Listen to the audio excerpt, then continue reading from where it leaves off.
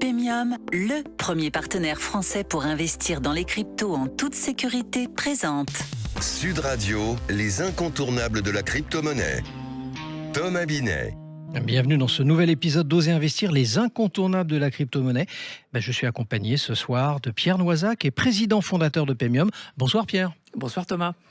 Pierre, l'élection de Donald Trump aux États-Unis marque, selon vous, une défaite du wokisme et une victoire pour Bitcoin. Ça, c'est votre point de vue. Vous allez pouvoir nous l'expliquer. En effet, Thomas, l'adhésion à des systèmes de pensée comme le wokisme ou le centralisme monétaire s'appuie sur l'esprit de chapelle, hérité de l'évolution darwinienne. Quand il fallait survivre au sein d'un groupe de sapiens dans un environnement hostile, il valait mieux faire partie d'un groupe pour faire face aux prédateurs venus de l'extérieur.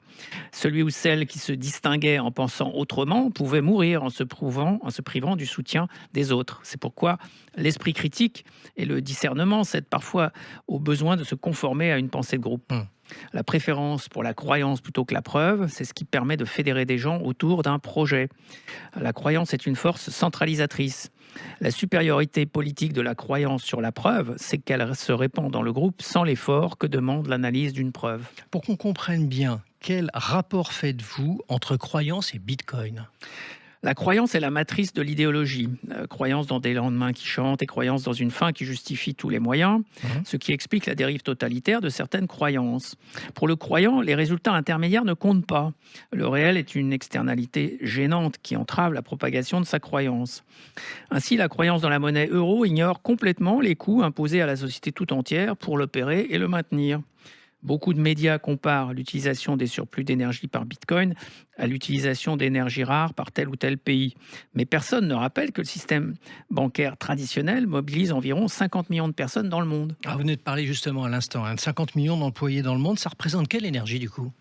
Sachant qu'un être humain utilise en moyenne une quantité d'énergie de 20 MWh par an, la consommation énergétique du système bancaire mondial dépasse les 1000 TWh par an, c'est-à-dire environ 10 fois plus que l'énergie de Bitcoin. Alors du coup, Bitcoin est en fait sobre, c'est ce que vous dites. Oui, car il se contente de surplus d'énergie en cherchant partout dans le monde l'énergie la moins chère, celle dont personne n'a l'usage et qui ne peut pas être facilement stockée ou transportée. C'est pourquoi des mineurs Bitcoin ont installé leurs équipements dans des pays comme le Congo et plus généralement se positionnent partout où le réseau de distribution électrique n'est pas encore assez développé. Le système bancaire, lui, utilise l'énergie la plus précieuse, celle de ses employés, en nombre pléthorique et une électricité premium. Alors il faut qu'on comprenne bien quand même ce que vous êtes en train de nous expliquer. Pourquoi, Pierre, tant de personnes donc, du coup, sont critiques sur le Bitcoin ? Bitcoin est un phénomène nouveau et complexe. La facilité de la critique contraste avec l'effort de l'apprentissage. On ne peut s'affranchir de la tutelle des banques qu'au prix de cet effort. De plus, à l'ère numérique et avec les réseaux sociaux, chacun devient une star de son entourage et la réputation devient un enjeu primordial.